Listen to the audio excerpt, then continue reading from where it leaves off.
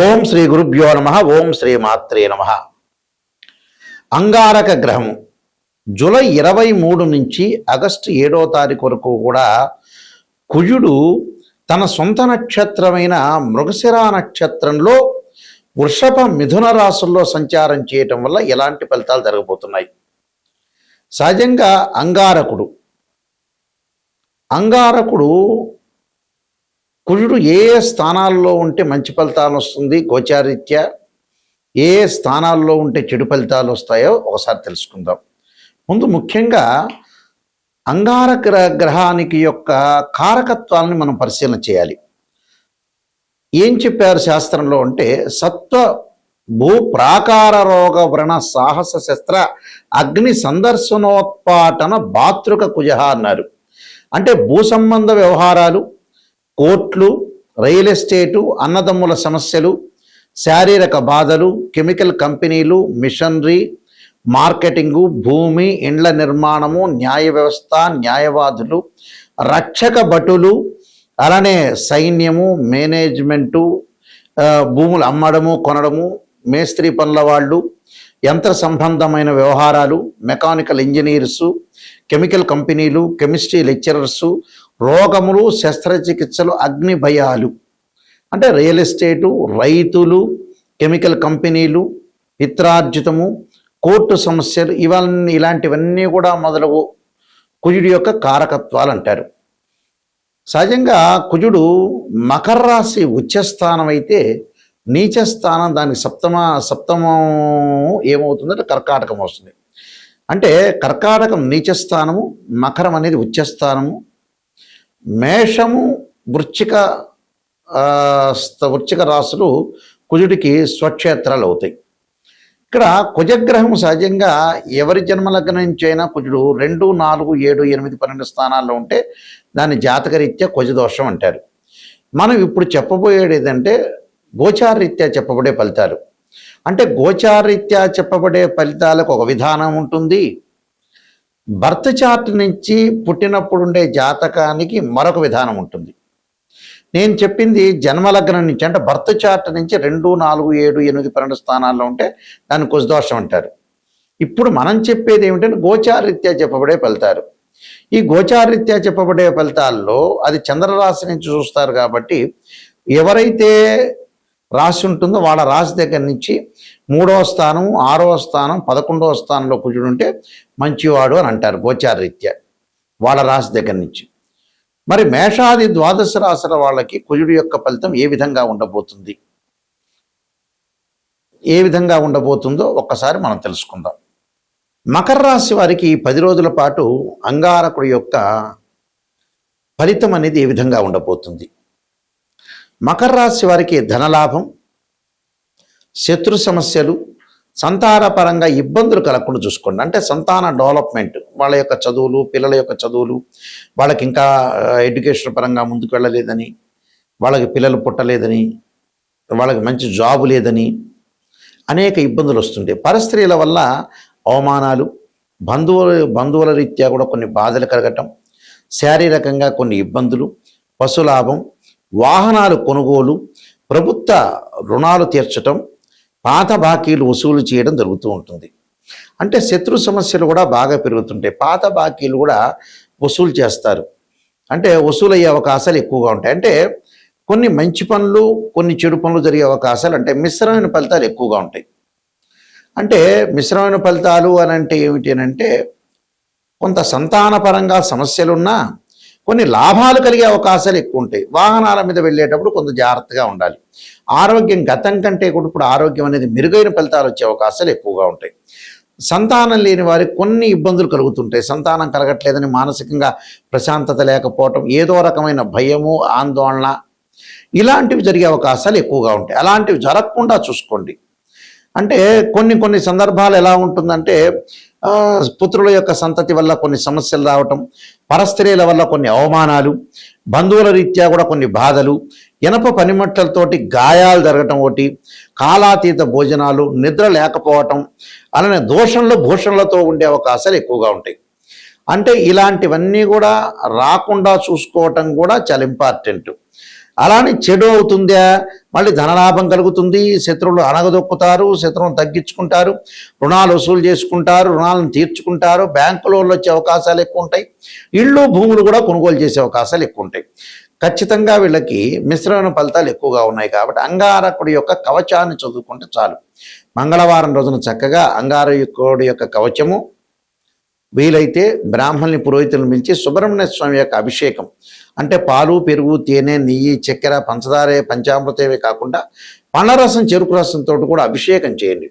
అభిషేకం చేయటం ఒకటి, ఆదిత్య హృదయాన్ని పాలనం చేయటం వల్ల కూడా చాలా మంచి జరిగే అవకాశాలు ఖచ్చితంగా ఉంటాయి. ఈ గోచార ఫలితాల్లో మనకి గోచారానికి బర్త్ చార్ట్కి చాలా లాట్ ఆఫ్ డిఫరెన్స్ అనేది ఒకటి ఉంటుంది. అంటే ఈ గోచారం అనేది ఏమిటి అని అంటే 20% రిజల్ట్ ఇస్తుంది. అంటే మనం ఏదైతే ఈ 10 రోజుల పాటు, లేకపోతే ఈ వారం పాటు, ఈ నెల రోజుల పాటు ఏ విధంగా ఉండబోతుంది, ఎలాంటి సూచనలు చేయాలి, అంటే వృత్తి ఉద్యోగాల్లో ఏ విధంగా ఉండాలి, ఆరోగ్యపరంగా ఏ విధంగా ఉండాలి, వివాహపరంగా ఏ విధంగా ఉండాలి, డబ్బులు ఎలా ట్రాన్సాక్షన్స్ చేయాలి, దీర్ఘకాలిక వ్యాధులు ఉన్న వాళ్ళు ఎలాంటి చర్యలు తీసుకోవాలి, ఎలాంటి విధానాన్ని అనుసరించాలి, ఎవరితో మాట్లాడచ్చా, మాట్లాడకూడదా, వ్యాపార పరంగా ఎలా ఉంటుంది, ఉద్యోగ పరంగా ఎలా ఉంటుంది, ఆరోగ్యపరంగా ఎలా ఉంటుంది, వివాహపరంగా ఎలా ఉండబోతుంది అనేది, విదేశాలకు వెళతామా వెళ్ళమా, ఎవరితోనో గొడవలు జరిగే సందర్భం ఉంటుందా, భార్యాభర్తల మధ్యలో బాండింగ్ అనేది ఎలా ఉండబోతుంది, ఫైనాన్షియల్ పరంగా ఎర్నింగ్ ఎలా ఉండబోతుంది, ఎకనామిక్ గ్రోత్ ఎలా ఉండబోతుంది, ఎడ్యుకేషన్ పరంగా ఎలా ఉండబోతుంది, ఎలాంటి డిసీజెస్ వచ్చే అవకాశం ఉంటుంది అనే దాన్ని ఈ 10 రోజుల్లో, అంటే ఈ గోచారరీత్యా మేమైతే ఎన్ని రోజులైతే చెప్తామో, అంటే జూలై 23 నుంచి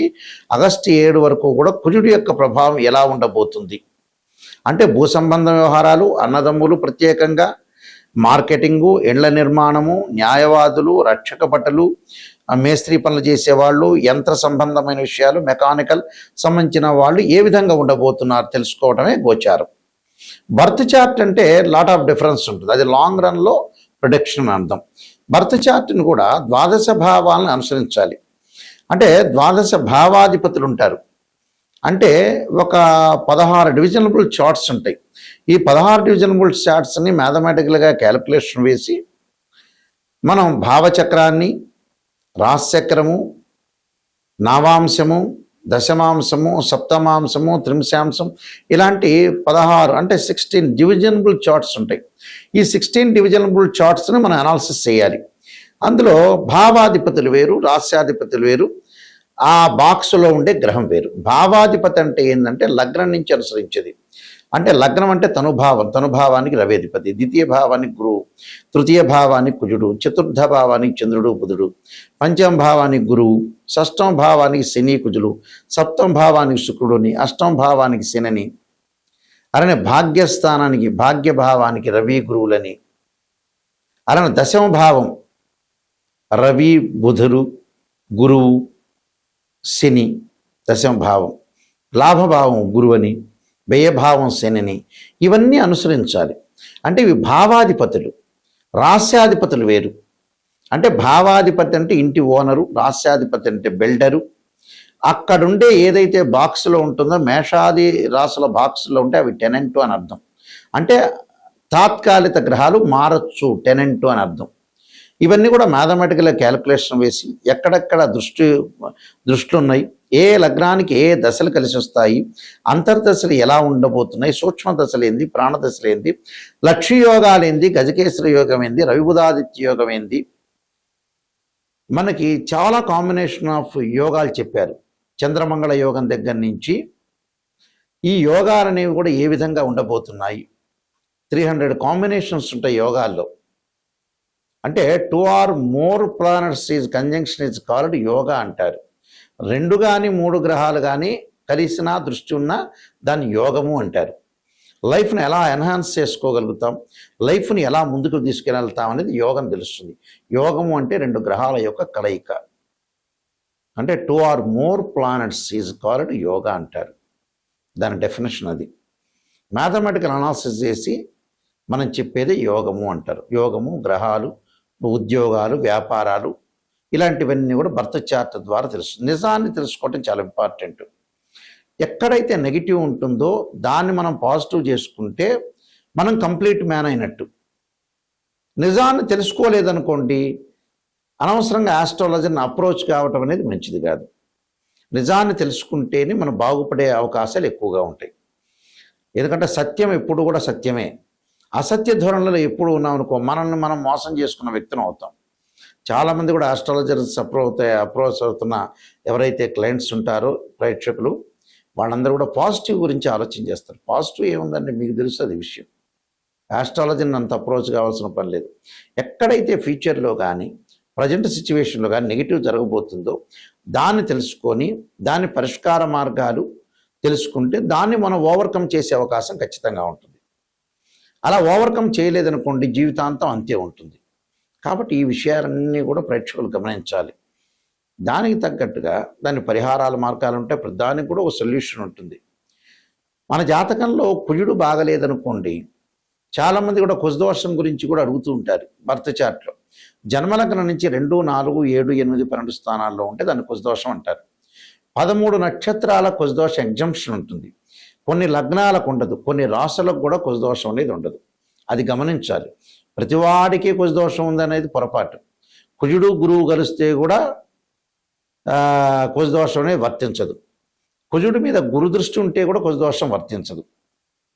అలానే ఇక్కడ అశ్విని కానీ, మృగశిర కానీ, పునరస్సు కానీ, రేవతి, అనురాధ ఇలాంటి నక్షత్రాలకు 13 నక్షత్రాలకు కుజదోషం ఉండదు. కొన్ని రాశులకి, కొన్ని లగ్నాలకి చాలా ఎగ్జంప్షన్స్ ఉన్నాయి కుజదోషం గురించి.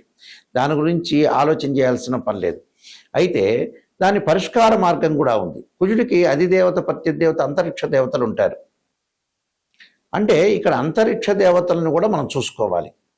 అంటే భగళాముఖి, అలానే భగళాముఖి స్తోత్ర పాలనం చేయటం కానీ, సుబ్రహ్మణ్య స్వామి యొక్క అష్టకం కానీ, సుబ్రహ్మణ్యం యొక్క స్తోత్ర పాలనం కానీ, నాగదేవతను భక్తి శ్రద్ధతో కొలవటం కానీ, రాహుకాలంలో దీపం పెట్టడం కానీ ఇలాంటివి చేసుకోవాలి. చేసుకోవటం వల్ల ఏంటంటే మనకు మంచి జరిగే అవకాశాలు ఎక్కువగా ఉంటాయి. ఇలాంటివన్నీ కూడా ఆలోచన చేయాలి. అంటే ఇక్కడ ఏంటి, అగ్నికి ఏదైతే కుజుడికి అధిదేవత ప్రత్యదేవతల్ని భక్తి శ్రద్ధతో కొలవటం, అధిష్టాన దేవత సుబ్రహ్మణ్య స్వామి, అలానే క్షేత్రపాలకుల్ని, అలానే పృథ్వీని భూసూక్తము పారాయణం చేసుకోవటం, అలానే భూసూక్తాన్ని చదవటం, భగళాముఖి స్తోత్రాన్ని, సుబ్రహ్మణ్య స్వామి యొక్క అష్టకాన్ని చదవటం వల్ల కుజదోషం తొలగిపోతుంటుంది. అలానే వివాహం కాని స్త్రీ పురుషులు ఎవరైనా కుజదోషం అనేది ఒకటి ఉంటే ఎగ్జంప్షన్ ఉందా లేదా చూసుకోవటం ఒకటి, శ్రీ వల్లీ దేవసేన సమేత సుబ్రహ్మణ్య స్వామి యొక్క కళ్యాణం చేయటం. అసలు జాతకంలో కుజదోషం గురించి భయపడాల్సిన పని లేదు. వివాహానికి అసలు శుక్రుడే కారణం, కుజుడు కాదు. ఒకవేళ కుజదోషం ఉందనుకో దాని పరిహారం అనేది చేసుకోవచ్చు, తప్పేమీ లేదు. నేను ఆల్రెడీ కాలసర్పయోగ చంద్రిక, రాహుకేతులు, ఛాయాగ్రహాలు, అలానే పుత్రగణపతి వ్రతము, స్వప్నశాస్త్రము, సర్వదేవతా గోత్రములు పార్ట్ 1, పార్ట్ 2, నవగ్రహ దోషాలకి 12 మహావిద్యల యొక్క స్తోత్ర పారణాలు, అమ్మవారి యొక్క పారణాలు, బృహత్ పరిహార Sindhu, Jataka Chandrika, Vivaha Marthandam, production of astrology, transit of results అనే పుస్తకాలు నెంబర్ ఆఫ్ ఆస్ట్రాలజీ బుక్స్ రాశాను నేను. ఇవన్నీ కూడా మా దగ్గర లభ్యమవుతాయి. అలానే రాజమండ్రిలో కోటగుమ్మంలో ఉన్న అతిపెద్ద పబ్లికేషన్ అయిన ఇండియాలోనే మోహన్ పబ్లికేషన్ వారి దగ్గర కూడా ఈ పుస్తకాలను లభ్యమవుతాయి. వారిని అడిగి మీరు కూడా తెచ్చుకోవచ్చు. అయితే మా వెబ్సైట్ www.nayakanti.com, www.nayakanti.in ఈ వెబ్సైట్ చూడండి. ఈ వెబ్సైట్లో మీకు ఆ వెబ్సైట్ చూస్తే కూడా ఆ పుస్తకాలన్నీ కూడా మీకు కనపడుతూ ఉంటాయి. అలానే మీకు ఏ డౌట్లు వచ్చినా మమ్మల్ని సంప్రదించాల్సిన వాళ్ళు ఎవరైనా సరే నిజం తెలుసుకుని నాయకంటి గారి ద్వారా బాగుపడాల్సిన వ్యక్తులు మాత్రమే ఫోన్ చేయండి. మా నెంబర్ కూడా స్క్రీన్ మీద స్క్రోలింగ్ అవుతున్న నెంబర్ ఉంటుంది. ఆ నెంబర్కి మీరు కాల్ చేసి తెలుసుకోండి. మీ అందరికీ కూడా శ్రీ పరమేశ్వరి యొక్క కరుణాకటాక్షం ఉండాలని ఆశిస్తూ సర్వే జనా సుఖినో భవంతు.